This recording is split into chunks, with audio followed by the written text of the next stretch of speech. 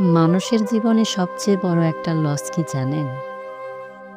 জীবন থেকে এমন কাউকে হারিয়ে ফেলা, যে মানুষটাকে আপনি একদিন তীব্রভাবে ভালোবাসতেন।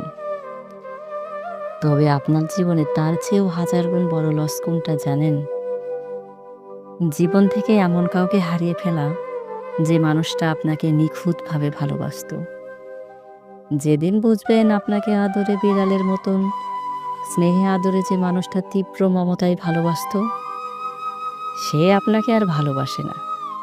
সেদিন বুকে চিনচিনি ব্যথা করবে। ঘুমাতে গিয়ে রোজ মধ্যরাতে ঘুম ভেঙে যাবে।